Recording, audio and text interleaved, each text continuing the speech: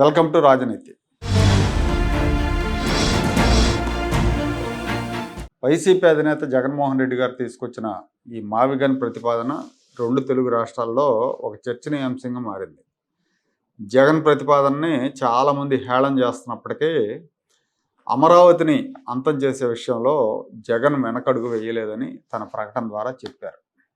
అమరావతికి శాశ్వత వ్యతిరేకం అన్నట్టుగా చెప్పారు.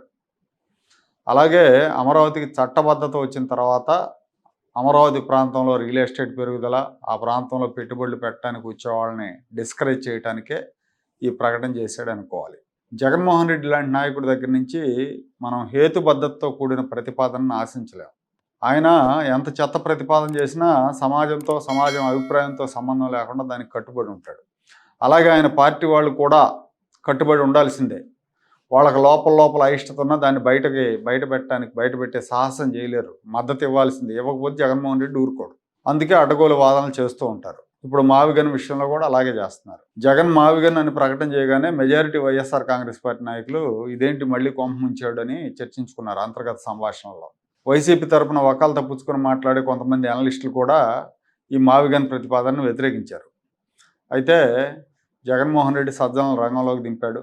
ఆయన రంగంలోకి దిగి ఇన్ఫ్లుయెన్సర్లు, నాయకులు అందరితో మాట్లాడి మావిగన్కి మద్దతు ఇవ్వాల్సిందే, ఇది జగన్ ఆదేశం అని చెప్పినట్టుగా వార్తలు వచ్చినాయి.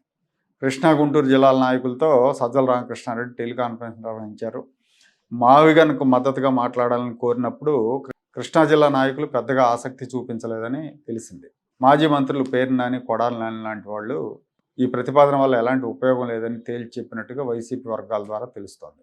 దీనికంటే 3 రాజధానులకు కట్టుబడి ఉంటే మనం వెనకడుగు వేయలేదని జనాన్ని కన్విన్స్ చేసేవాళ్ళమే, కొద్దిగా అయినా అడ్వాంటేజ్ ఉండేదని సజ్జలకు చెప్పినట్టుగా తెలుస్తూ ఉంది. అయితే జగన్మోహన్ రెడ్డి వీళ్ళ అభ్యంతరాలను ఖాతరు చేయకుండా మావిగన్ మీద ముందుకే వెళ్లాలని ఆదేశాలు జారీ చేశారంటున్నారు.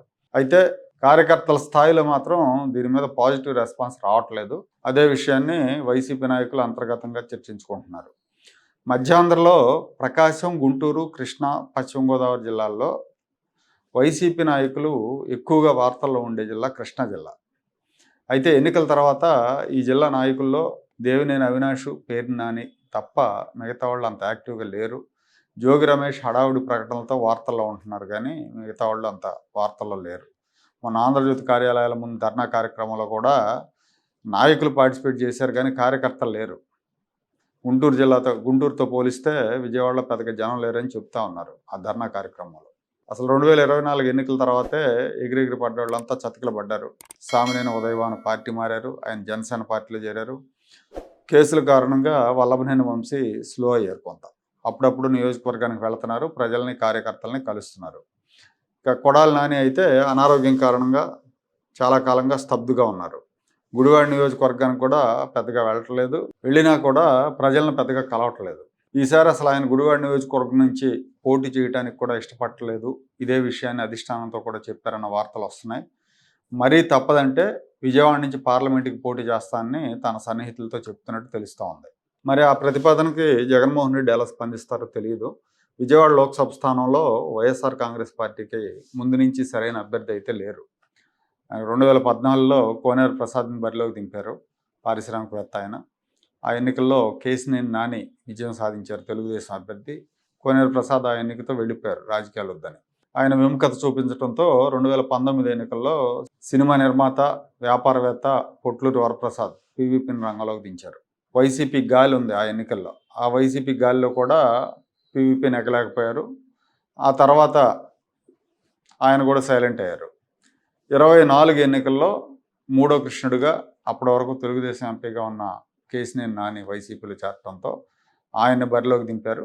ఆయన తన సోదరుడు తెలుగుదేశం అభ్యర్థి కేసినేని శివనాథ్ చిన్ని చేతిలో రికార్డు మెజారిటీ 2,80,000 పైచిలకు మెజారిటీతో ఓడిపోయారు. ఆ విషయం అందరికీ తెలిసిందే. ఆ తర్వాత నుంచి కేసినేని నాని రాజకీయాలకు దూరంగా ఉంటున్నారు.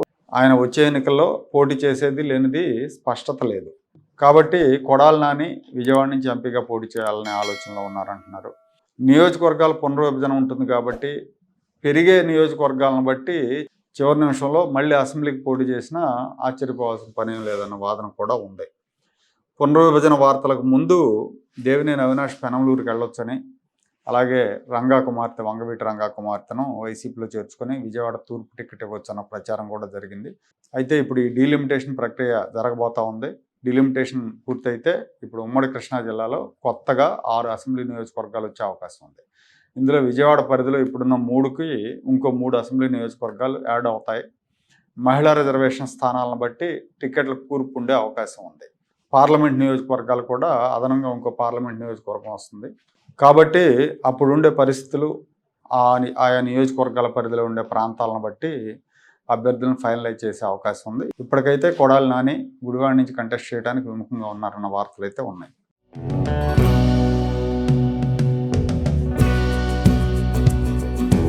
Like, share and subscribe to Rajaniti channel.